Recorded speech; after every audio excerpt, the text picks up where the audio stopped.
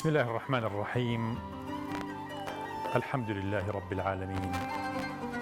والصلاة والسلام على سيدنا محمد وعلى آله وصحبه أجمعين.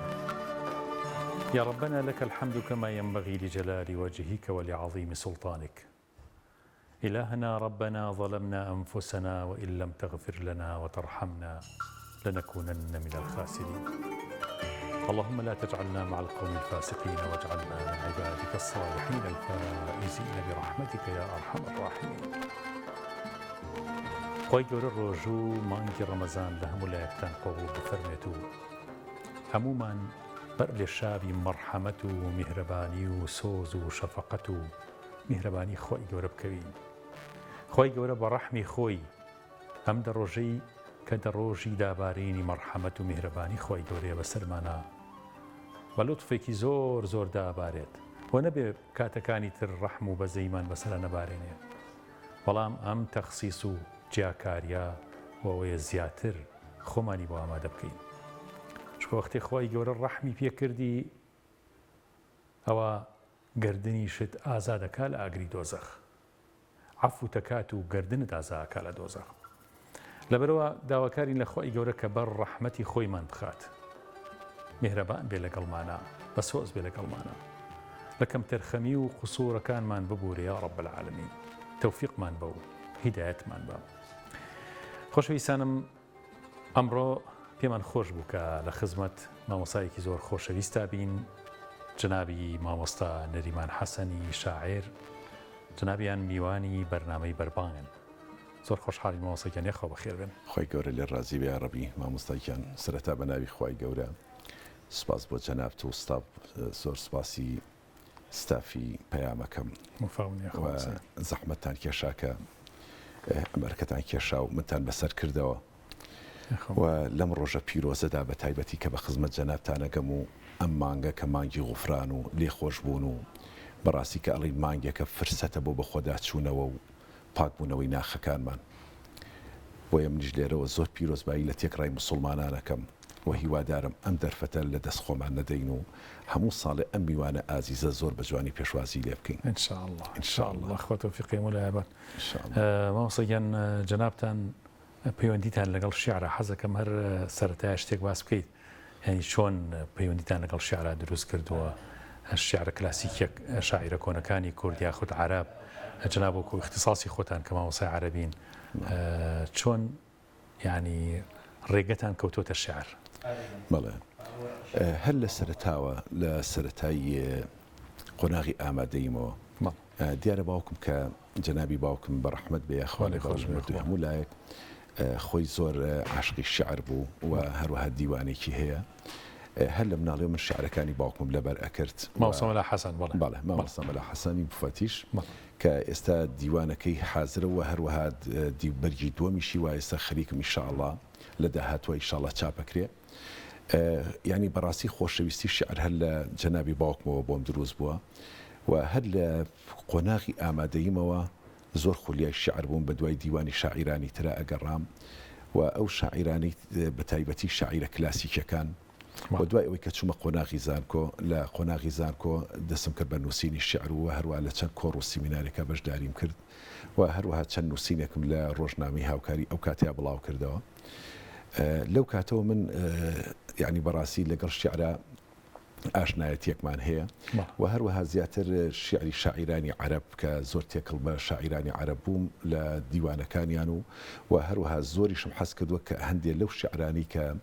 لە شیعری عەرەبیە زۆر بەچێژن هەوڵم داوە کە وەریان گەڕمە سەر زمانی کوردی و هەروەها لە زمانەکانی تریش وەکو زمانی فارسی و هەروەها چەند شیعرێک هەبووە کە لە زمانەکانی ترە کە بینیومە حەزم کردووە بەرگێکی کوردی بکەین بە بەرەو لە ناو زمانی کوردیشە هەمان بێ و ئێستاش بەردەوامین و ئینشاءالله خۆی گەورە ئەگەر تۆفیقمان بە و نابیلکیەکم بە ڕێوەی ئینشاءالله لە دوای جەژن چاپەکرێ ئینشاءالله. مامۆستا قورس نییە لە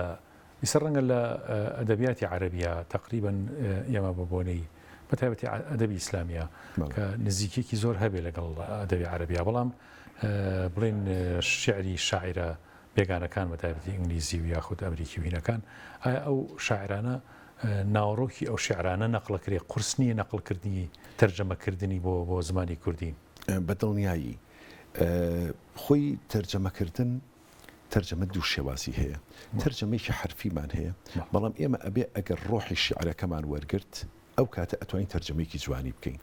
بۆ نمونە يعني حرفي ناكين نەخێر ئێستا بۆ نمونە شعرێکی ئیمامی شافعی کە ئەفەرمێ نعيب زماننا والعيب فينا وما لزماننا عيب سوانا ونهج الزمان بغير ذنب ولو نطق الزمان لهجانا وليس الذئب يأكل لحم ذئب ويأكل بعضنا بعضا عيانا من أمك ترجمة كردوا كالم خومان سرچاوي عيبو بتفرين رێبازی چەوت و خراپە ئەگرین خۆمان هۆکارین بۆ عیبەکەچی دەستی چەورمان بە ڕۆژگارە سڕین لە عیبی خۆمان ڕوو وەردەگێڕین بەڵام بۆ زەمان جنێو دەنێرین خۆ ئەگەر زەمان زاری ببوایە ئەویش بە جنێو باشدای ئەشۆری هەندێکمان دڵی بە وێنەی بەردە گۆشتی یەک بخۆین دەمان پەسەندە گورگ کە گورگن گۆشتی یەک ناخۆن خۆمان حەکەم بین کێیە دڕەندە دا شێوازی تەرجەمەکە بەو شێوەیە کە بەڕاستی ئەبێ ڕۆحی شیعرەکە وەرگرین و یعنی شێوازێکی کوردیانی بکەینەوە بەبەر مۆسیگەن یەکەم شعر چیت بۆ ئامادەکردوین کە یەکەم شعر حەزم کرد مناجاتێکە کاتێکە ئەبوو نواسی شاعر کەسێک بووە ئەم ئەبوو نواس ئەم شاعیرە بوو کاتێکە طبعا ڕوو لە خوا نەبووە زۆر نزیک نەبووە لە خوای گەورە بەڵام کاتێککە مرد وەفاتی کرد سەیریان کرد لە ناو بەرگەکە کاتێککە ویستیان جلەکانی داکەن بۆ شوردن قەسیدەیەکی نووسیوە لە گیرفانیایەتی یا ربی ئین عەظمت ذنوبی کەثرەتەن فلقد علمت بأن عفوك أعظم جا ئەو قەسیدەیە من تەرجەمەیەکم کردووە هەر بە کورتی حەزەکەم پێشکەشی جەناب و بیرانی بەڕازیشی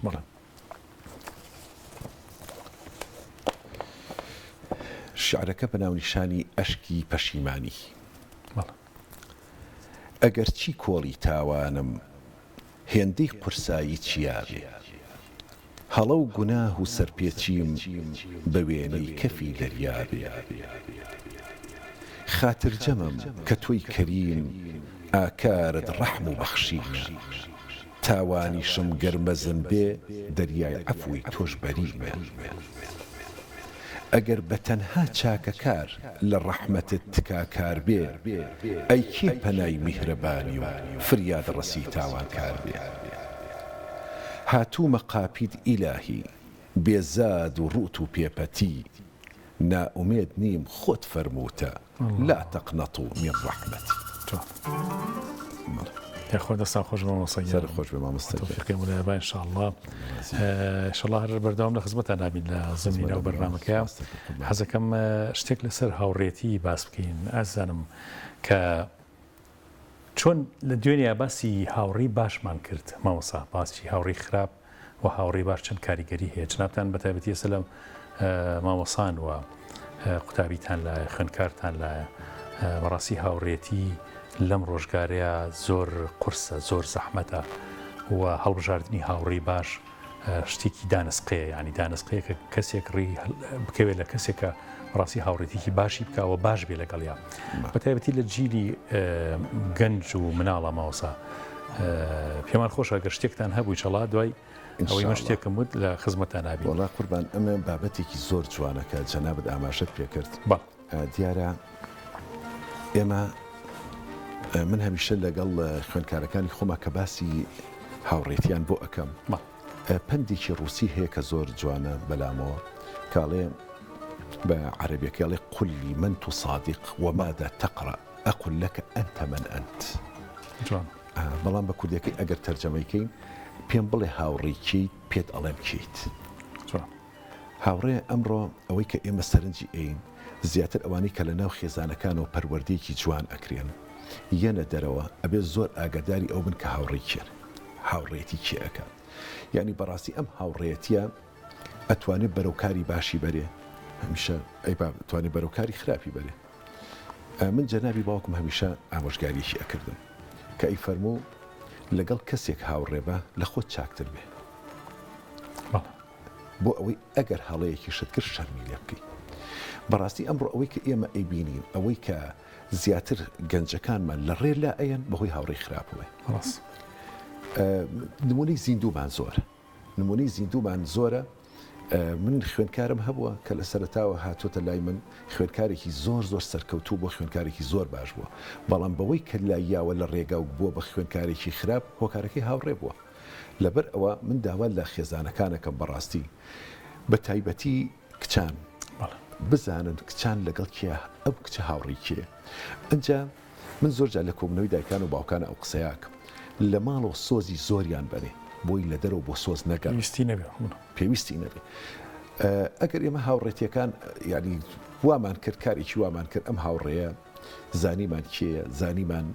و ئەنجا ئەبێ زۆر ئاگاداری ئەوەش بین بەڕاستی هاوڕێتی کەسێ بکات کە کوڕێ ئینسانێکی ئیماندار بێ بەڕاستی ئیمانداریەکە مامۆستای بەڕێز ئەمڕۆ یعنی بەڕاستی کارەساتە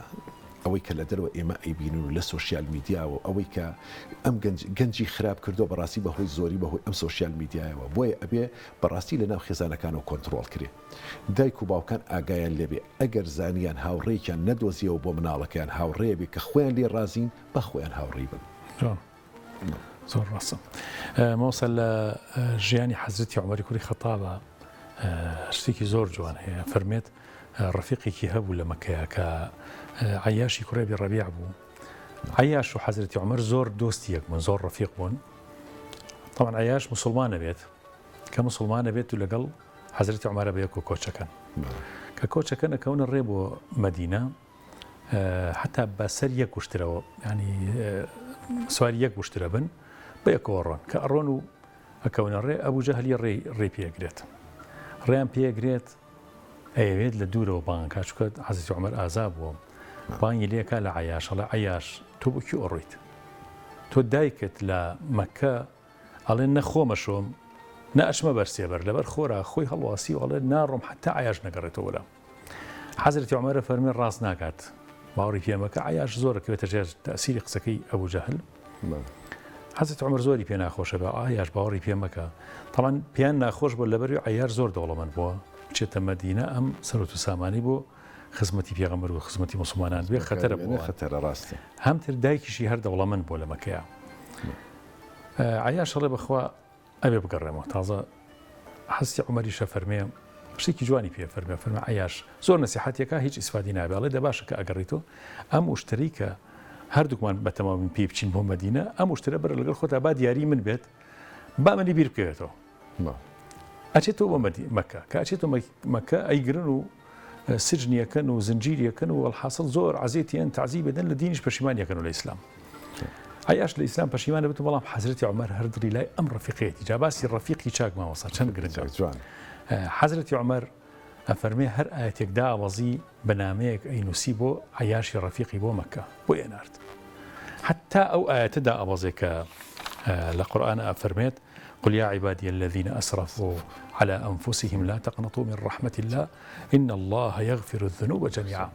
كو آيات أنيري بو عياش بناميك إتر عياش دسكا بقريان أتشي أسبكي ياخد ما مشتركي حضرتي عمر هر ماويتي هر ديارك إيماوا طبعا حسي عمر بو مشتري بياناردوا بو حل برشاي بكوا رجان بقريتو توبكا توبا أكاتو سواري مشتركاي بدم قريان وقريتو بو مدينة تسليم مسلمان كان بيته إيمان تعزاء كاتو لخدمتي بيغمر صلى الله عليه وسلم جاء من نموني رفيقي باش چند گرنگا رفيقي خرابي شهر نمونكي دوينه باسمان كركا أبو جهل كالرفيقي كي هابو خريب مسلمان أبو بلام أو بهاتا كقراية وكبيستي عتبي كريبي ربيع وعتبي كريبي معيط بو عليك عتبة كقراية ووتي أتم مسلمان بن باب يغمري صلى الله عليه وسلم شو خدمتي عليه وسلم حسرتي أبو بكر وحسي عمر وعندان يشتبون بلام أبو جهل بيشو يبقى أبي وتي يان رفاقتي من يان أبيت وازل محمد بين نك وازل بيني بربي أدبي هي جورك تفكر يغمري خاصة كوش بسلاتك كدونا باس من كدو دوبارينا كينو بلام ما وصل رفاقت لم رجاريا يعني وايلها تو براسي أبي حتى خوش من جورك كان يجبزين الرفاقة شيكا وريا بن راسته والله ما مصطلح من وتيكي دكتور عبد القادر العاني مع اسطنبول زانكوي بغداد ڕۆژیان لەگەڵ هاوڕێکمان بۆ قۆڵمان کرد بە قۆڵ یەکە و دەستمان خست بە سەر شاری یەک کە گەشتە ئاسمان ئاوا سەیری منی کرد و تەبعاً چاوی لەیمان بوو ڕەفیقەکەم ڕۆشت و من مامەوە منیش چاکوچۆنیەکم لەگەڵا کرد و فەرمووی خۆشتەوێ وتم بەڵێ فەرمووی زۆر خۆشەوێ وتم قوربان زۆرم خۆشەوێ فەرمووی دەبا بظهر الغیب دوعای بۆ یعنی بەڕاستی ئەو دوعایە دوعاکردن بۆ هاوڕێ و بێظهری الغیب و بە کاتێکە خۆی ئاگادار نییە ئەمە خۆی مژدەیەکە کە خۆی گەورە خۆی ئینشاءالله ئەو دوعایانە قبوڵەکە ئەمە بۆکیە تەبەن هاوڕێی چاک لە زۆر جاریش من کە ئەبیستم جا ئەو مژدە خۆشیشی تێمەوەسە ئەو مژدە خۆشە کە لەژێر سێبەری عەرشی خۆی گەورەیەکە لەوانی کە تۆ یەکێکە لەبەر خوا خۆشی سوێ لەبەرەوە ئینشاءالله ئەو مژدەی تایە بڵێ ئینشاءالله جا من نمونەیەک ڕۆژێک کەسێک هاتە لاموتی مامۆستا من کەسێکی ئاوام و تەمان ئەم شعرم بۆ نارد کە کەسێکی تاوانم هەبووە و ئەمانە لا تەقنەتوا من ڕەحمەتی الله لەخیراوتی مامۆستا من زۆر دوعاکەم وتم دوعاکانت بکە جا من ئەو دوعایە ئەو شعرم لەسەر ئەو نووسیکاڵێم ئەگەرچی ئاسمان دوور لە زەمینە مەودای گردوونیش پان و بەرینە وەک ڕەگی لامل نزیکە ئەوەی لە سەروی ئاسمان باڵانەشینە دەستت بڵند کە لە قاپی خوددا نزا ساڕێژی زەم و برینە جا ئینشاءالله ئەگەر نزاکانمان لەبیر نەچێ ئینشاءالله بۆ براکانمان و هاوڕەکانمانی بکەین ئینشاءالله خۆشەویستان ئەچینە بەسەرهاتی چاکانی کورد دەچینە خزمەتی جنابی بەڕێز مامۆستا مەلا عەبدوڵڵای سەنگاوی کە جنابیان بەسەرهاتی زۆر جوانیان لایەوە لە خزمەتیان نابین چکە بەڕاستی بەسەرهاتی چاکانی کورد زۆر بەسەرهاتی زۆر کاریگەرمان هەیە لە هەموو بوارەکانی ئیمان و تەقوا و ئەخلاق و هەڵس و کەوت و مەردایەتی و دنیای چیرۆک و بەسەرهاتمان هەیە لەبەرەوە باو چیرۆک و بەسەرهاتانە نەفەوتێت و لە خزمەت جنابی مامۆستا مەلا عەبدوڵڵای سەنگاوی ئابین فەرموو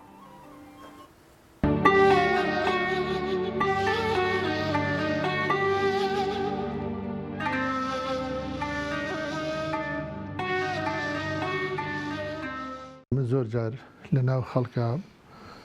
بەحسی شتێکەکەم ئێستا لەوانەیە پێویستکە ئەو شتە دووبارەی کەمە دوای ئەو بچمە سەر ئەو چیرۆکە ئەویش ئەوەیە ئێمە لەم سەردەمەدا لە سەردەمێکە ئاژین وتاری ئاینی زۆرە خوێندنی قورئان زۆرە نوێژ زۆرە حتا ڕۆژووی سونەت زۆرە وەڵی زمانی زوو لە کاتی گەنجی و مناڵی خۆمە ببینم دێ ئەیان فڵان شێخ شەو نوێژەکە یان فڵان مامۆستای ئاینی شەو نوێژەکە ئەینا کەس هەر نێزانی شەو نوێژی شێ بە تەواوەتی بەڵام ئێستا لەوانەیە هەزاران کەس لەم شاری سلێمانیە گەنج شەو نوێژ بکە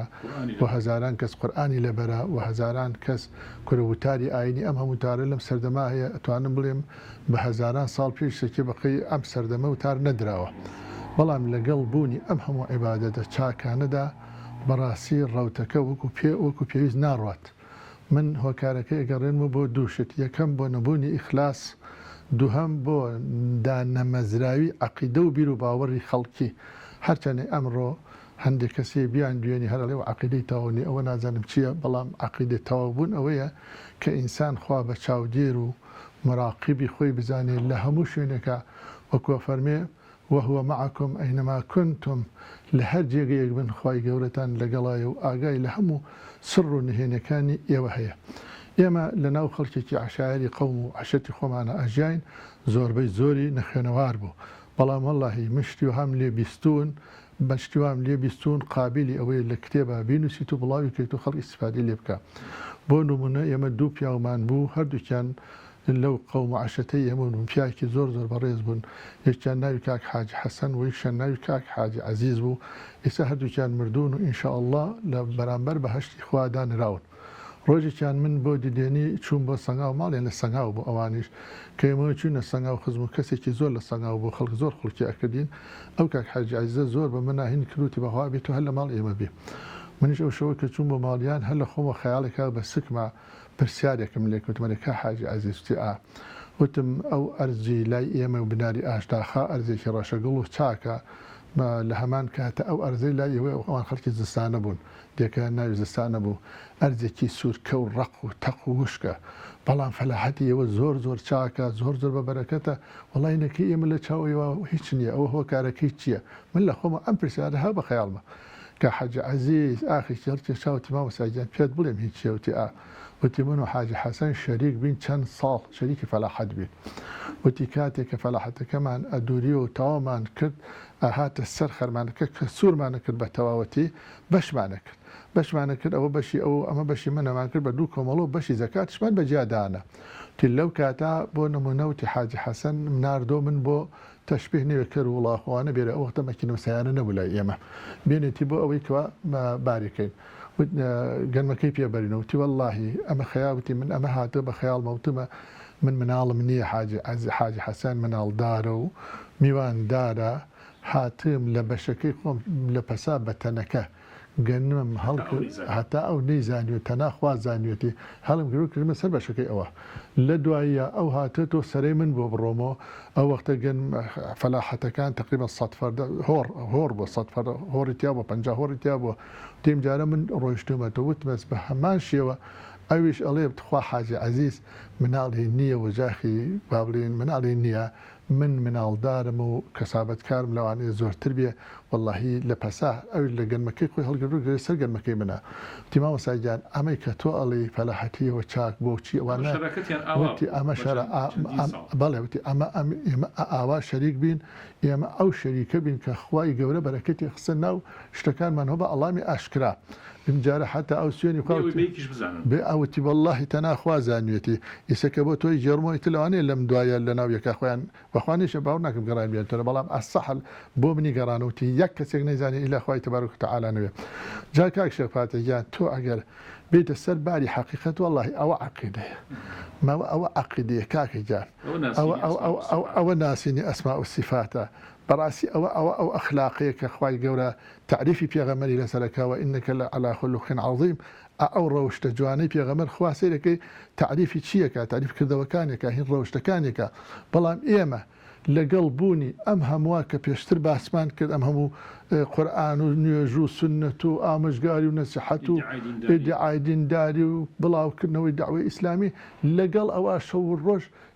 چۆنەڵێ لە ئێمە کردەیە و لە شەماڵ بەردەیە هەر هەمووکەی دەین بە زەم و غەیبەت و گوناه و تاوان و حرام خواردن و حرام بینین و حرامکردن هەر هەمووکەی ئەڕوا ئەوانە بەڕاستی کۆمەڵە پیاوێکی عەقیدە دامەزراوی چاک بوون لەو سەردەما بوون.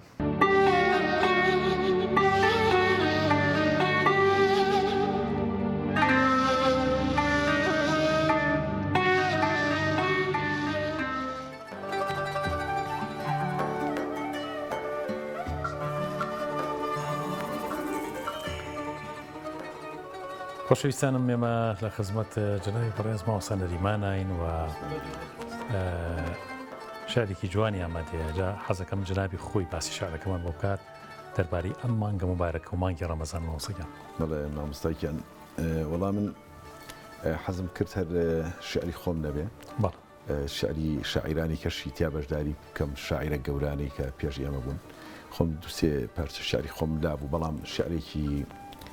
مامۆستا مخلیس هەبوو ئەمەلا مخلیس لەسەر مانگی ڕەمەزان حەزم کرد لە مناسبەیە ئیشەڵڵا پێشکەشی جەنابتان و بینەرانیش بکەم دوایی ئەنجا بینە سەر و شعرێکی ترمان هەیە کە ئیشەڵڵا لەگەڵ جەنابتان زیاتر مناقەشەی لەسەرەکەی شعرەکەش دەربارەی ڕەمەزانە مژدە بێ ئەی ئەهلی حەق وا مانگی ئومەت هاتەوە سەد شکر بۆ تۆ خودایە مانگی ڕەحمەت هاتەوە ئەی دڵە چیتر مەکێشە حەسرەت و ئاهی سوتاو نۆبەتی شادی و سرورە مەرهەمی دڵ هاتەوە عیلەتێکی گەر هەبێ جەستە ئەبەد باکت نەبێ بۆ دەوای دەردانە لوقمانی حەکیمم هاتەوە چیدی فرمێسکی هەژاری مەڕژێنە سەر خوانەکەت سفرەکەت ڕازاوەیە خۆقوتی ڕۆژت هاتەوە بۆ سەنا و شکری خوداوەند لائیقە خۆ هەڵبکەی دەست و بازوود بۆ عیبادەت مانگی تاعەت هاتەوە مدەتێکە گەر لەبەر دونیا دەکەی تۆ شەو نخون تەرکیکە بۆ ئاخیرەت وا لەیلی قەدرت هاتەوە پشت لە تاوان و خراپە ڕوود لە چاکەوتەوە ببێ غایەتی ڕۆژوو وەهایە قاسیدی خێر هاتەوە مخلیس و بەندەی خودا بە گەرمی هاوین بڕدەکەی حاصڵی گوڵزار دەکەی مانگی بەهارە هاتەوە. مامۆستا شاعری مخلیسی شاعر کێیە گەر تاریفی؟ مخلیسی شاعر مامۆستاییەکە لەو شاعیرە بەڕاستان ئەو شاعیرانی کە ناوێکی گومناوە ئێمە ینی کاری زۆر لەسەر نەکراوە و بەرهەمەکانی بەرهەمی جوانی هەیە بەرهەمی زۆر ناوازەی هەیە معاصر نییە بەڵێ معاصر نییە بەڵام ئەکرێت کاری زیاتری لەسەر بکرێ من خۆم بەش بە حاڵی خۆم بۆ شیعرەکەشیم ئێستا کە پێشکەشی جەنابتان کرد بە تەمامی ئینشاڵڵا کارێکی لەسەر بکەم ئینشاءڵڵا چەند نووسینێکی لەسەر بنووسم و ئەو شاعیرە گەورەیە بەڕاستی نێڵی ون ببێ. دیوانی هەیە مامۆستا؟ بەڵێ دیوانیشی هەیە بەڵام ئەوەیە کە زۆر کاری لەسەر نەکراوە و نەناسێنراوە بە خوێنەران و ئینشاءڵڵا ئێمە کارێکەکەین بە پشتیوانی خوا زیاتر بیناسیێنین بە خوێنەران و وەرچەنە خۆی کەسێکی ناسراوە بەڕاستی لە سەردەمی خۆیان ناسراو بووە بەڵام بۆ ناساندن بە جیلی تازە ئینشاءڵڵا هەوڵەتی کارێکی لەسەر بکەین. مامۆستا جەنابتان ینی تێکەڵیتان لەگەڵ شعری کلاسیکە هەیوانە؟ بەڵێ زیاتر شعری حڕ و شعری کلاسیک ئەمە زیاتر لە ئەدەبیاتی ئیسلامی و لە ئەدەبی کەلەپوری ئەدەبی کوردیە زیاتر شعرە کلاسیکەکان ینی بەڕاستی تام و چێژێکی زۆر تایبەتی هەیە زۆر خۆماڵی تر دەرەکەوێت لە شعری حڕ بۆچی ینی ئێستا ئەو گرنگی نادرێ بە شعری کلاسیک بۆ شێوەیە؟ بەڵێ خۆی ئێستا ئەم سەردەمە ئێمە لە هەردوو بوارەکە کارەکەین ینی هەم لە شعری حڕ و هەم لە شعری کلاسیکیش ینی زیاتر دەتوانین ناوی بنین کلاسیکی تازە ئەم شێوە کلاسیکە تازە بۆیە ئێمە کە ئەبینین خەڵکانی یان خوێنەر بە شێوەیەکی گشتی تامەزرۆی شعری کلاسیکە بۆچی لەبەرەوەی بنەماکانی شعری لەخۆ ئەگرێ بنەمای شعری کە وەزنە قافەیە و هەروەها ئاواز هەڵەگرێ بەڵێ لایەنی بەلاغەت ینی بەلاغەت خۆی یەکێکە لەوانەی کە لە شعرانەوە چێژی نییە بەڵام شعری حڕ مەرجنی ئیتر نەوەزنی هەبێ و نەقافی هەبێ و هەر شتێ بنووسێت ناکرێ ینی ئێمە لە شعری حڕیشە و شعری ئازادە هەر وەزنمان هەیە و قافێشمان هەیە بەڵام شێوازێکی تری قاڵبێکی تر ئەگرێتە خۆ بەڵام ئێستا ئەوەی کە هەندێک جار ئەی بینیت کە هەر شتێک ئەنووسرێ لەگەڵ پەخشانەوە بزانم شتێکی وای جیاواز نیە فەرق نییە ڕاست مامۆستا شعرێکتان هەیە کە حەزەکەن لەم بەرنامە پێشکەشی بکەن کە ئەوەش وازان یەکەم جارە بڵاویەکەنەوە جا پێم خۆشە مێژوی و شعرە و باسی ئەو شعرمان بۆ بکەیت. لە ڕۆژێک لە جێیە بووم گوێم لە گۆرانیەکی ئەجنەبی بوو کە سیرم کرد تەرجەمەکەی بە عەرەبی تەرجەمەکەی بە عەرەبی بەڕاستی سەر لە نوێ دووبارەم کردەوە گوێم لێگرتەوە کە سیرم کرد باز لە باوەڕداریەکە منیش بە دوواداچوونم بۆ کرد ئەم شعرە شعری شاعیرێکی ئەمریکی بە ناوی ستیڤن سچوارز شعرەکەی وێن یو بلیف کاتێک باوەڕدارە بیت شعرەکەم دەستکەوت و هەروەها تەرجەمەکەی و بە کەسێکی شارەزاتر لە خۆم لە زمانی ئینگلیزیە کە کەسێک بوو زۆر شارەزا بوو من عەرەبیەکەی دووبارە پیاچوونەوەمان کرد کە سیرم کرد بەڕاستی زیاتر بوو ئەو کەسانەیە کە نائومێد نەبن لە ڕەحمی خوا منیش ڕۆحی شعرەکەم وەرگرت سەر لە نوێ دام ڕشتەوە بە شێوازێکی کوردی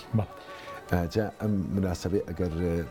ئیجازە بفەرمون حەزەکەم پێشکەش بکەم کاتێک باوەڕدارە بیت شەوانێ بوو بە پەنهانی بە دڵ ڕوومان لە خودا کرد بەبێ هەستی هیچ مرۆڤێک نوێژمان کرد و کوڕنوشمان برد لە ڕووی باهۆز و گەردەلول بووینە چیای سەختی هەڵگورت بەسەر دەریای نائومێدی پردی هیوامان دروست کرد دڵمان پڕە لە گۆرانی سەمای ئەوینی بۆ ئەکەین ئەو گۆرانیەی کە زۆر سەختە بە ئاسانی لی تێ بکەین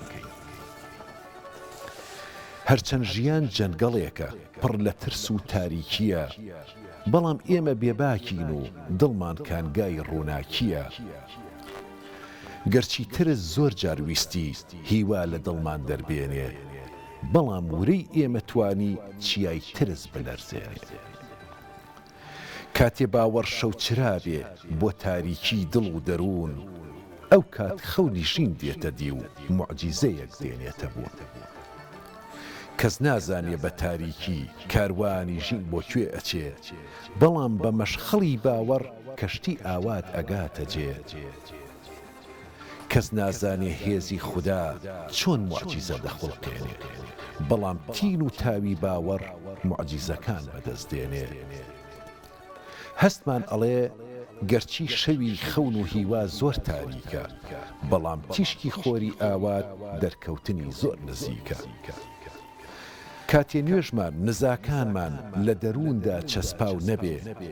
باوەڕ نەبێتە تین و تاو لە ناخدا دامەزراو نەبێ ئەو کات مەڵەی نائومێدی ڕێگی داری هیوا ئەبڕێ مەلی خەونی حەز و خۆزگە لە هێلانەی ئومێ دەفڕێ کە من ئێستا ئەم مرۆڤەم لە ڕووی ئێوە ڕاوەستاوم ڕۆژانێ بوو نائومێدی دایگرتبوو بەری چاوم ئێستاش دڵم فەرهەنگێکە پڕ لە پیت و شەو ڕستە لە ناخمدا گینگڵ ئەدەن دەربڕینیان گەلێ سەختە گەڕان بە دوای ئاینداری و پرسی ڕۆح و ویستی قەدەر بڕوام نەبوو هەرگیز ڕۆژێ لە زار و لێوم بێتە دەر بەدیهێنانی گشت خەونێ ناکرێ لە ژێر ویستی تۆ بێ بەڵام بە تاوی ڕۆح ئەکرێ مەلی ترس دەستەمۆ بێ ئەگەر کاتێک بە نابەڵەت لە دەرد و ژانت بڕوانی سەختە ڕۆژانی ڕەهێڵە ڕێدەرەکەی بە ئاساس دەستا خۆشمەوە خۆی سەرکەوتدان کە ئینشاءڵڵا پێمان خۆشێ مەهەر بەردەوام بین لە خزمەت جەنابتانە و ئەمڕۆمان بەشی هەرە زۆری دەرخان بکەین بۆ ئەو شیعرانی کە جەنابەدا مەدەت کردووە ئەو توێژی کە لە خزمەتانە ئەنجام دەین بەڵام پشوویە کۆرەگرین بۆی کە یەکێک لە سونەتەکانی پێغەمبەر صلی الله علیه وسلم خۆمان یادی خۆمانی بخەینەوە یادی بینەرانی خۆشەویستی بخەینەوە و هەچینە خزمەت یەکێک لە سونەتەکانی ڕەسوڵ الله صلی الله علیه وسلم فەرموویست.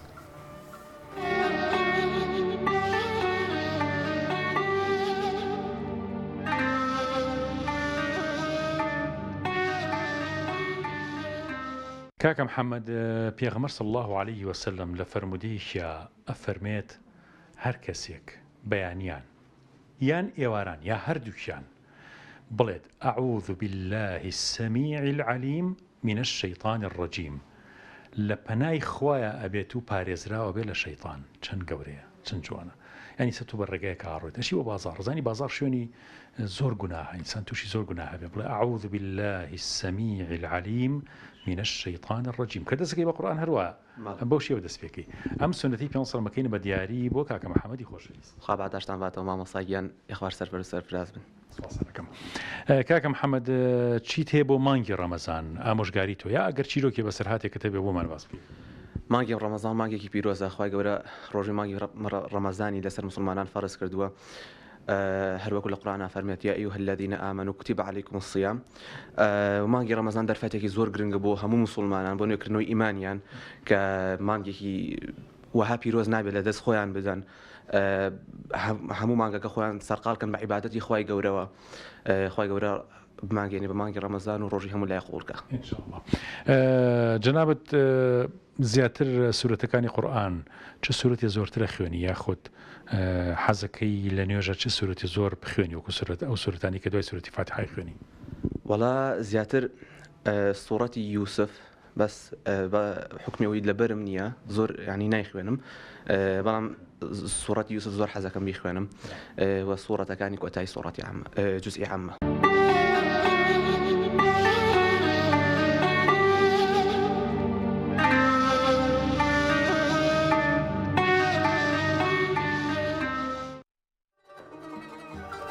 دیارە شاعرە کۆنەکانی ئێمە شاعرە گەورەکانمان مەحوی و نالی و مەولەوی و سالم و کوردی و هەموو شاعرە گەورانە بەڕاستی هەر یەکەیان قوتابخانەیەکی گەورە بوون بۆ کوردایەتی بۆ پەروەردەکردنی تاکی ئیماندار و موسڵمان بۆ عالەمی تەسکیە و تەسەووف بۆ دنیایەک لە جوانیەکان کە هەڵگری بوون بەڕاستی و هەریەکەیان بەڕاستی ئێستاش خەڵکێکی زۆر عاشق و خۆشەویست و دێوانەی ئەو شاعرە گەورانەیە. لێرەوە جێی خۆیتی باسی پیاوە بکەم کە خۆی گەورە لێ خۆش بێت لە چەند ساڵی ڕابردووام لێ خۆی کرد کە کاکە ئەسکەندەری ناو بوو. کاکە ئەسکەندەر زۆر عاشقی دیوانی مەولەوی بوو بە جۆرێکە یعنی مانیعی نەوە ماوەسا بە سەعات بە نیو سەعات شعری مەولەویە کرد بە گۆرانی و بە دەنگی خۆی هەورامی بوو دەنگی زۆر خۆش بوو بە دەنگی خۆی کرد بە گۆرانی جا بەسەرهاتێکی ملایە ئەوی شەوێت لە منطقەی خرپانی باخێکی گەوری خۆشیان هەیە لە هەڵەبجە پیاوێک باسێکردی و هەموو شەوێک ئەگەر لە سلێمانی و هاتایە بووە وێنێ هێڵام بخەوم من خەریکی فەلاحەتی باخەکەیە بووم و ئیشەکەی مە کردو بەڵام منی بان کرد و دایە نام و اینجا دیوانەکەی هێنا حتانی وشە و ڕوویە کردە ئەو شاخانەی هەورامان و ناڕژڵە و دیەکەی خۆیان و شعرەکانی مۆری بۆ کردم بە گۆرانی جا ئەم عیشقە ماوەسا بۆ لەم شاعرە کۆنانە بەڕاستی ئەوەنە بەرجەستە ئەبێ بۆ کاریگەری ئەم شعرەکانی ئەوان ئەوەنە قوڵدا چێتە ئەم زەمەنی ئێمە دوای 100 ساڵ دوای 150 ساڵ ڕاستیانی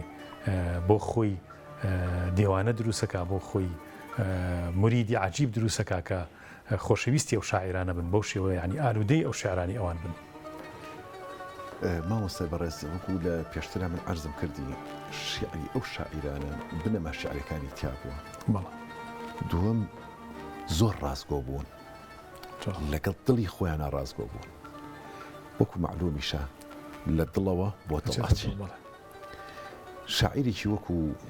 سالم وەکو نالی وەکو مەحوی وەکو مەولەوی وەکو بێسارانی وەکو پیرەمێرد یعنی بەڕاستی ئەم شاعرانە مستەفا بەگی کوردی و ئەحمەد موختار جاف و وەفای و یعنی ئەم شاعرانە بە شێوازێک بوون یعنی خۆیان تواونەتەوە لەو فەلسەفەیە کە هەیان بووە یعنی بەڕاستی لە ناو فەلسەفەکەی خۆیانە تواونەتەوە یعنی کاتێک کە قسە ئەکەن من هەند شعری مەحوی کە جەری وای ئەچمە خزمەت شعرێکی وا هەستەکەم ئەم مەحوی نییە ئەمە ڕۆحێتی قسە ئەەکەن یعنی بەڕاستی وا تواوەتەوە لە ناویە بە شێوازی قسە ئەەکە من ئەڵم حتا دوایی لەوانەیە جەنابی مەحوی خۆی ئەگەلی بپرسیایە چی و تۆ نەیزانی بە چی وتوە شویکیان گوێم لە بەڕێزێک و قسێکی زۆر جوانی فەرموو ئەم شاعرانە شەوان خەڵوەتیان هەبووە طبعا لە خەڵوەتا بوون مناجاتیان کردوە لەگەڵ خوای خۆیانە تەواو ڕۆچوون بۆی ئێمە ئەبینین لەم سەردەمەیە عیشقمان هەیە بۆ ئەوە بەڵام ئێستا بیرکردنەوە کەم بۆتەوە بەڕاستی ئێستێمە بەهۆی تەکنۆلۆژیاوە کوا شەوان خەڵوەت ماوە کوا شەوان بیر لەو شتانە ئەەکەیتەوە ئەمانە کاتێک کە شعریکیان وتووە یعنی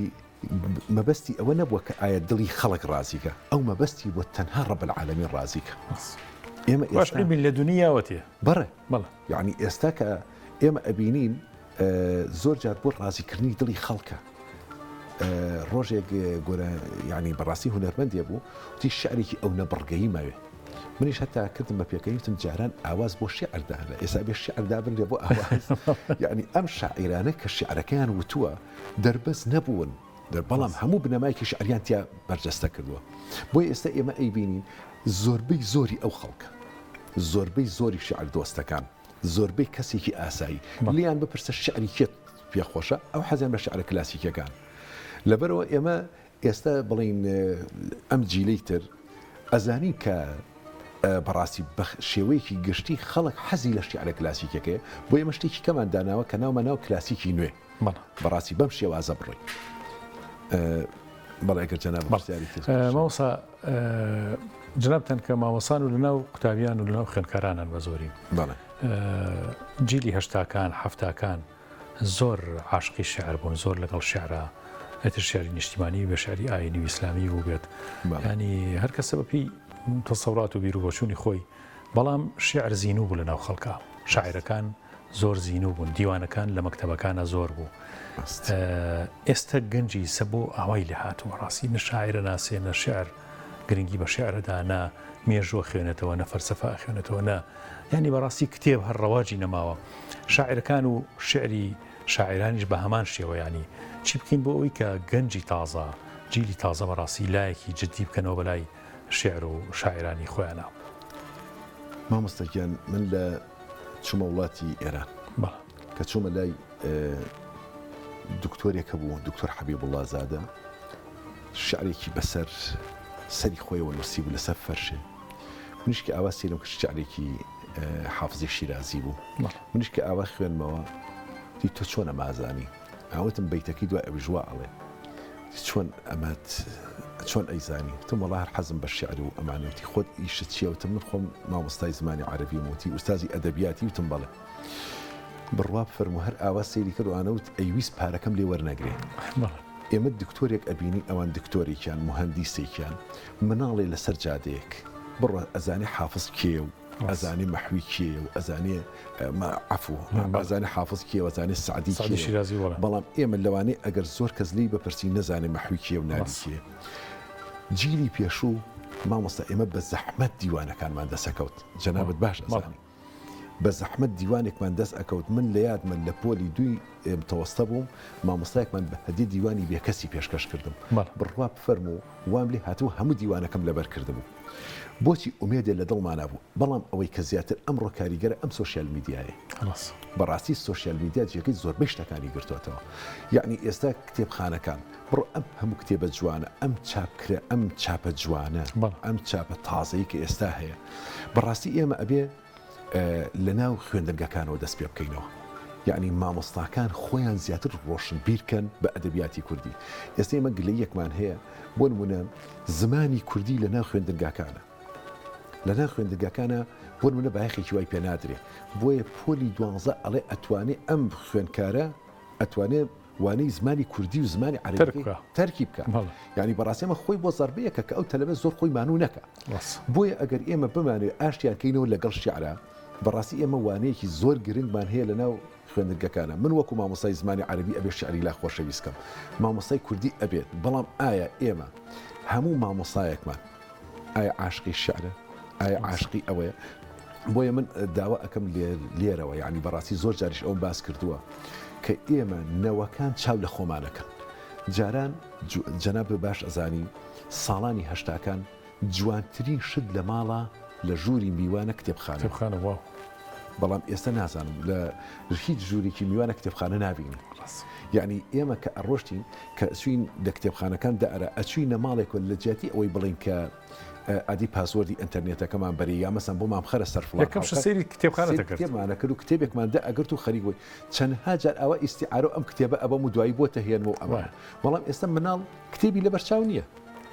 ئێکە کتێبی لە بەرچاو نەبێ باوکو دایکەکە هەردایم خۆی ئەنتەرنێت و خەریکی مۆبایل و ئایپات و ئەم شتانە بێ مناڵەکەش مناڵ تەقلیدەکە کەواتەی خەتای خۆمانە بەڕاستی خەتای ئەم جیلی ئێمەیەکە ئەبێت هەوڵ بین بیانگەڕینەوە بۆ ئەو سەردەمی پێش ڕاستە ماوەسا ئێمە پێما خۆش شعری جنابەت ئەگەر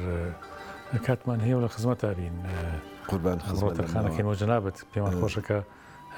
چەند کۆپلێ لە شارەکانی خۆشمەوە باسکەیت بیخوێنیتەوە ئەگەر مێژویان هەیە مێژوەکەی باس بکەی وەڵام مێژوەکەی قەسیدەیەکم کە هەر لە بەشی ئەو شیعرانەشم ناوناوە هەوارگەی دڵان کاتێک بۆ یەکەم جار بوو کە چوومە مەدینە بە خزمەتی ڕۆزەی ڕەسوڵ الله گەیشتم صلی الله عليه وسلم بەڕاستی لەوێ هەر لەوێ بووم قەسیدەیەکم نووسی دوایی هاتمە مەکە لەوێش کە بەیتم بینی یعنی بەڕاستی کە من کەعبەم بینی بۆ یەکەم جار و بەیتم بینی زۆر یعنی هەستێکی ئێجگار سیر بووە کە قەت ناتوانم بەڕاستی تعبیر لەو هەستە بکەم بۆیە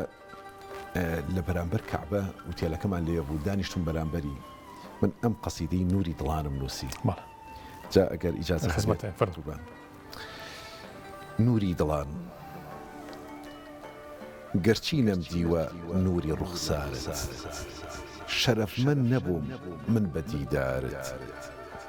نەگەیمە حوزوور بە دڵ بژنەوە فەرموودەی جوانی شیری میزارت گەرچی نەبوومە بیلالی حەبەش لەژێر ئازار و ژان بناڵێنم ڕۆژێ نەبوومە بورکانی تووڕە بەسەر دوژمن تا گڕدابارێنم گەرچی نەبوومە هاوڵانی کۆچ بە وێنەی عومەر شمشێر هەڵگرم یان وەکو ئەنسار پشتیوانت بم دەست لە ناو دەستت بەیعەت دەربڕم گەرچی نەمتوانی بە وێنەی سدیق بە ڕۆح و گیانم بە قوربانت بم ڕۆژێ نەبوومە قەڵغانی باڵات بە وێنەی عەلی پاسەوانت بم گەرچی نەمتوانی وەک کوڕی عەفان لە ڕێی دینەکەت ببەخشم ماڵم یان خۆڕاگر بم بە وێنەی یاسر لە ژێر ئەشکەنجەی بێڕەحمی زاڵم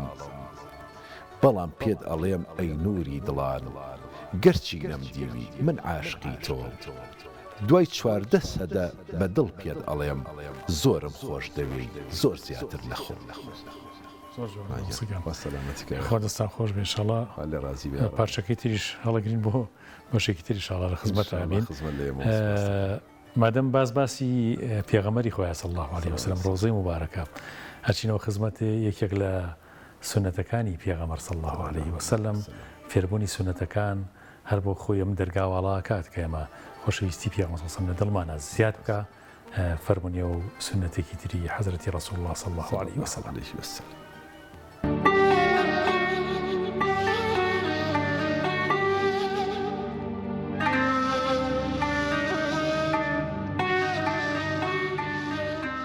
پێغەمبەر صلی الله علیه وسلم فەرمێت هەر کەسێک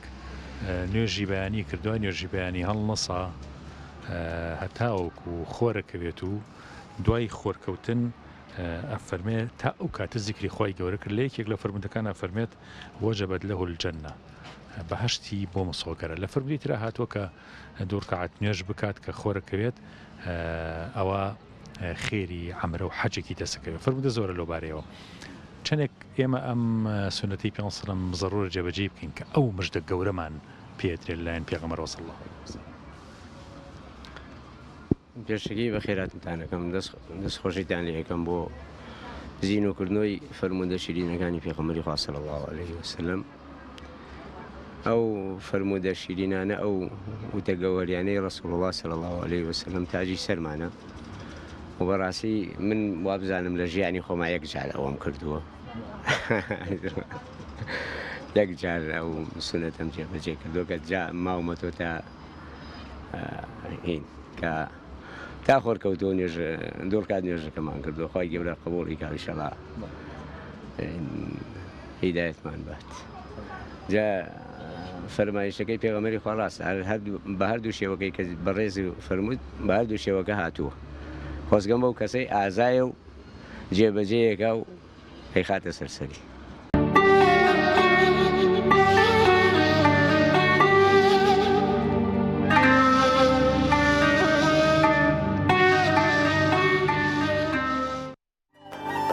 ماسەگەنە من بەربانگی ئەم ئێوارەمان زۆر شیرینە بەم شێعرە جوانانەی جەنابەت بەم شێعری شاعیرە گەورەکان هەر بەرەکەتی ئەو شاعرانە بەڕاستی هەرخۆی بەرەکەتێکی هەیە کە ئەخوێنرێتەوە باس دەکرێت لە مەجلیسەکانە مەجلیسی ئەم ئێوارەمان مەجلیسی زیکر و شیعر و مناجاتە ئینشاءڵڵا پێمان خۆشە شێعرێکی تری جەنابەت وەربگرین و دوایی ئینشاءڵڵا شتێکەمانە بێت لە خزمەتە شعرێکی تر کە حەزەکەم پێشکەشی جەنابتانی کەم شعری دیدەنی بەڕاستی من کە شعری دیدەنی من کە سەیری شعری شاعیرانی پێشوومان کرد و جەناب باسی شاعیرانی پێشووت کرد ئەوانە تەبعاً مەدرسەیەکن بۆ ئێمە هەرچەند کە سەرنجی شعرەکانی ئەوانە ئەیەم ئەممەنە خۆیان بەکەم زانیوە ئەممەنە خۆیان بەکەم زانیوە لە ئاستی پێغەمبەری خوایە صلی الله علیه وسلم حتا وەکو زۆربەیان کە خۆیان کرد بە سەگی بەردەمی قاپی یەکێک لە پێشەوایانی ئەم دینە نەک کە پێغەمبەر صلی الله علیه وسلم جا لە ئەخیرا من ئیشارەت بە شتێکی وا ئەەکەم شعرەکان دیدەنی ئەوەی بۆ دنیا تۆی فەرامۆش کرد شینی لەدەست چوو خۆی چارە ڕەش کرد ئەو کەسەی بە دڵ تەمای لە تۆ گرت ئاسمانی ڕۆحی ڕۆشن و گەش کرد من کە پەروانەی شەوچرای ڕوتم ئەرکی دۆستانی شەوانم هەیە باڵە فڕێمە بۆ نووری هودات مەیلی عاشق بە سووتانم هەیە لە هەر پەلێکی جەستەما چاوێک چاوە چاو ئەکا بۆ بینینی تۆ بۆ زیکر و مەدحی ناوی پیرۆزت لە هەر ئەندامێک زارێک دێتە گۆ ئەگەر یەک وشەم لە زار بێتە دەر بە تەنها ناوی شیرینی تۆیە لە مەیخانەی ژین سەرتاپای دڵم سەرمەستی بادەی ئەوینی تۆیە گشت ئەو جێیانەی کە ڕێم پێدەبرد ئەم ئێستا گشتیم لەبیر کردووە جگە لەو ڕێی بۆ لای تۆم دێنێ هەموو ڕێیەکم بزر کردووە لوتفێ بفەرموو بێمە دیدەنیت بە ئەشکی خوێنین ڕەوزەت پاراوکەم بیلبیلەی چاوم ڕاخەم لەبەر پێت خاکت بە ماچی لێوم گڵاوکەم ئیلهاماتی شعری شتێکی سەیرە ماوەسا لەوانەیە لەو کاتێ و ئیلهامی و شعرە بۆ هاتووە ینی جارێتە تیکرار نەبێتەوە کە عینەن شعرە بۆ دروست بێ عجیبە ینی حاڵەتە لا شاعر لە حەزەیە نەینوسی دوایی ئەڕوا خۆشەویستان پێمان خۆشە بچینە خزمەت جنابی بەڕێز ماوەسا قار دەرەشیشی چیرۆکی بەسەرهاتی چاکانی کورچیرۆک و بەسەرهاتی زۆر جوانی لایە پێمان خۆشەیەکە لە بەسەرهاتەکانی وەربگرین و دوایەوە گەڕێنەوە خزمەت ماوەسا نەریمان و شعرێکی زۆر جوانی کۆتایی بەرنامەکەتان پێشکەشەکە لە خزمەتتان ئامیر فەرموو.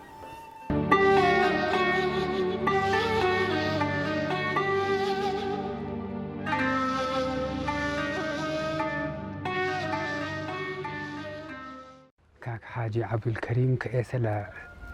مەریواندا ئەنیشێت تەمەنی ممکنە ئێستا گەشت بێتە 80 بەڵام هەر بەخۆی ماوە لە شەستەکانە لە عێراقا بوو خزممانە کاسپی ئەکرد لە بینی بەغا و سلەیمانی و بەغا و دهۆک و ئەمانە وتی گەنج بووم لە بەغاوە بۆ سلەیمانی ئەهاتمەوە گەنجێک و غڕورێکم هەبوو دڵێکم بە دنیا خۆش بوو دڵم بە خۆم زۆر خۆش بوو هەڵێ هاتمە گەراجی نەهەزە و سواری پاس بوو یەکەم کەس بوو پاسەکە وەستا بوو کەسی تیانە بوو منی چووم لە پاڵ سایەقا سوار بوو وەستام 10 دقە 20 دقە چارێکی هەرچەند کەم پاسپەڕ بوو کابرا سلفی لێیا و یەکێک لەو لاوە پەیا بوو لەگەڵ هینەکە ئیشارەتێکیان لە یەکتری کرد لەگەڵ سایقەکە وتمەز ناسراوی سایقەکەیە هەر هات و وتی بۆچی جێگای منە گرتووە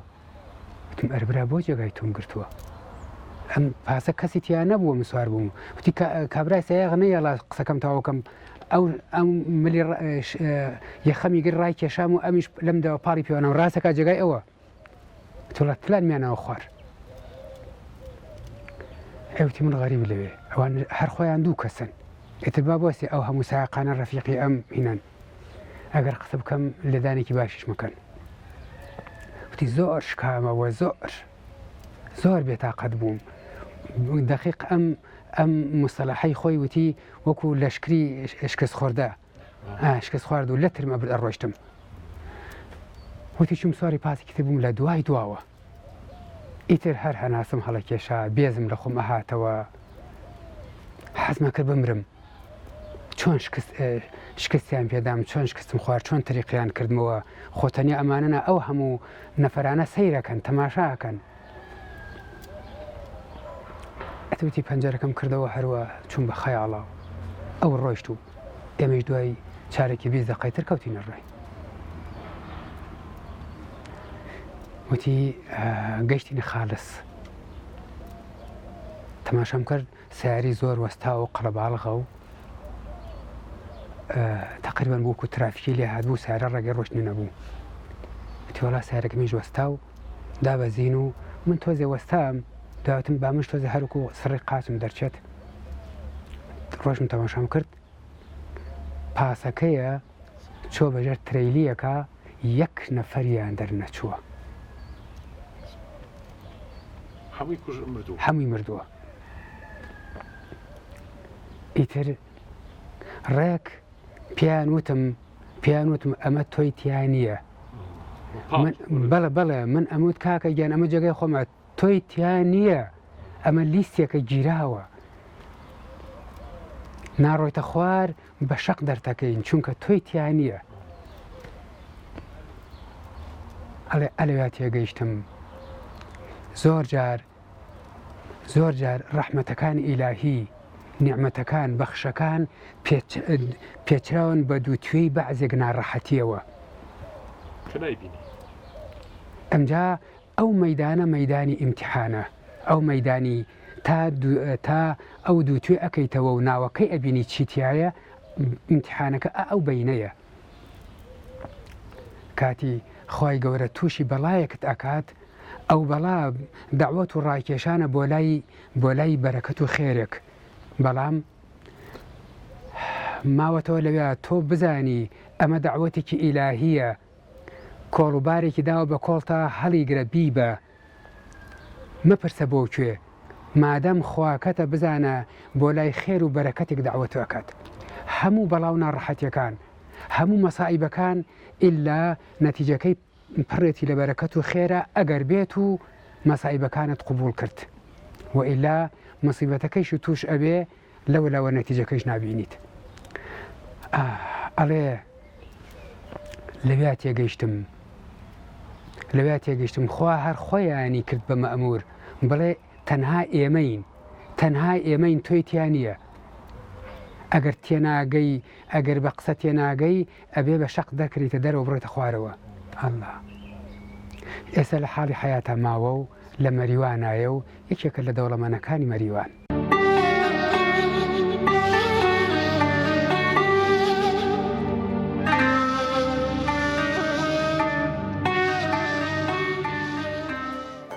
ئازانم ئێمە زۆرمان پێخۆشە بەڕاستی میوارەیە لەگەڵ جەڵی مامۆستا نەریمانە زۆر خۆشحاڵ بووین، مەجلیسەکەی زۆر منەوەر کرد، زۆر ئاودێری دڵمانی کرد بەم شیعرە جوانانە، بەم هەناسە پاکانەی شاعران، بە جوانی نەقڵکردنی ئەم جوانێک گەورە بۆ ئەم مەجلیسە گەوری بەربانگ. پێمان خۆش ئینشاءڵڵا ختامه میسک مامۆستاگیان کۆتاییەکەی ئەکەین بە شعرەکە جەنابتان خوێنەوە ئەزام شعری محوی بەڵە شارێکی محوی ئینشاءڵڵا لە خزمەتانین و شکین بە کۆتایی بەرنامەکەمان فەرموو. وای گەوری پاداشت بەتوێخ. منیش لە کۆتایە زۆر سپاسی جەنابتەکەم مامۆستاگیان زۆر ماندووەی بەڕاستی زۆر دڵشادم و ئەمیێوارەوە زۆر سپاسی ئەو برا بە ڕێزانەکەم کە ئەمریکایان کێشە. دوو قەسیدێ تێکەڵێکم لە ناکسکاریە خاکم بەسەر ڕۆیی بەبا عومرم، خوددا تۆ بمژیەنە تا لەبەر قاپی کەسێ دەمرم، بەضایع چوو لەما لا یعنیە وەختم هەموو یعنی، دەبێ وەختێ لە بولوەختێ بخوازم داتیا بمرم، ئەجەل دەورم دەدا حازر بە وادەی دەور و تەسلیمە، منی غەفڵەت زەدە هێشتا خەریکی مەسئلەی دەورم، خەیاڵی پوچی دنیا وا دەماغ و دڵمی پێچاوە، قیامەت هەر مەگەر ڕۆژی قیامەت بێتەوە فکرم، لە پێکەوتوم و نەفسم بۆ هەوا دەشنێ وەکو منداڵ، لەبەر پیری سرم خۆ ناگرێت و تازە پێدەگرم، چییە سوچ و گوناهی بۆچی دەیکاتە جەزاخانە، لە قەبر هەڵکەن هەتا ڕۆژی جەزا دەعوا چییە قەبرم، سبەینێ یوحشەڕ المەرئە براگەل فرسەتە ئەمڕۆ،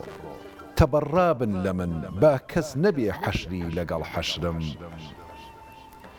لە من نازانم ئیتر نەفسی بەدخۆچی دەوێ مەحوی، کە بەدکردار و بەدڕەفتار و بەدئەفکار و بەدتەورم، مەگەر بەرمەوجی بەحری ڕەحمەتم خا وەسفی سەتاری،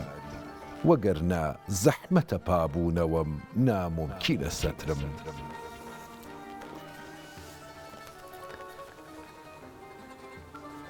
ئەسیر و سەیدی قەیدی کەید و شەیدی نەفسی ئەممارەم،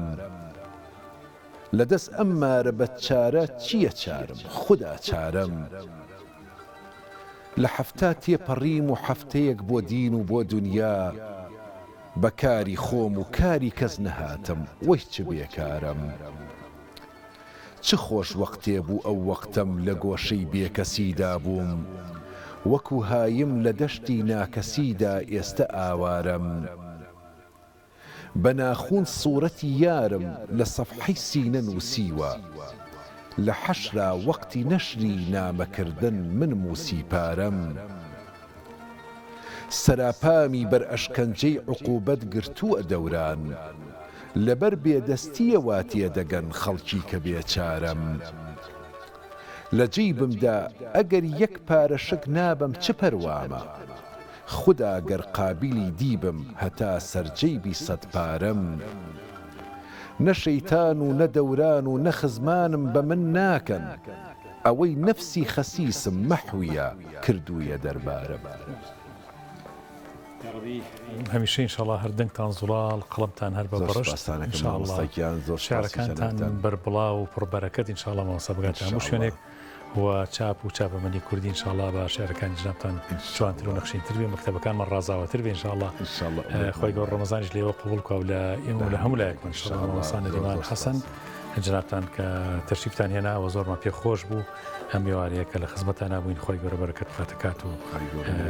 علم و زانست و هەموو شتێکتان وەسەگەشتنباتەوە ئێمە شادمان بین مامۆستای بەڕێز کە بە تایبەتی بە خزمەت جەناب و ئەو برا بەڕێزانە گەیشتین و ئەم دەرفەتە ڕەخسا کە بتوانین ئەگەر بۆ ساتێکی کەمیش بێت دڵی بینەرانمان خۆشکەینەوە داوای دوعای خێریش لە بینەرانمانەکەن و ئێمەش دوعای خێر بۆ بینەرە بەڕێزەکانمانەکەن ئینشاءڵڵا خی گەورە ڕۆژ و تاعەتی هەموو لای قبوڵکە خی گەورە هەموو لایەکمان دامەزراو کە ئازان خۆشەویستانم لێرەدا بەرەو پایانی بەرنامەی بەربانگ ڕۆین تا بێگەیشتنەوەی تر و کاتێکی تر و ئێوارەیەکی تر لە خزمەتی بەڕێز و خۆشەویستە خۆی گەورە دوعاکان لە ئێمە و لە ئێوە لە هەموو لایەکمان قبوڵ بفەرمێت و ئینشاءڵڵا ڕۆژەکانمان وەرگیراوی لای خۆی گەورە بێت و بە ئیخلاص و بە ساڵح بوون خەڵاتمان بکات پشت بە خۆی گەورە تا بێگەشتنەوەی تر بەخوای گەورەتان ئەسپێرم سبحان ربك رب العزة عما يصفون وسلام على المرسلين والحمد لله رب العالمين والسلام عليكم ورحمة الله وبركاته خواتنا لقلب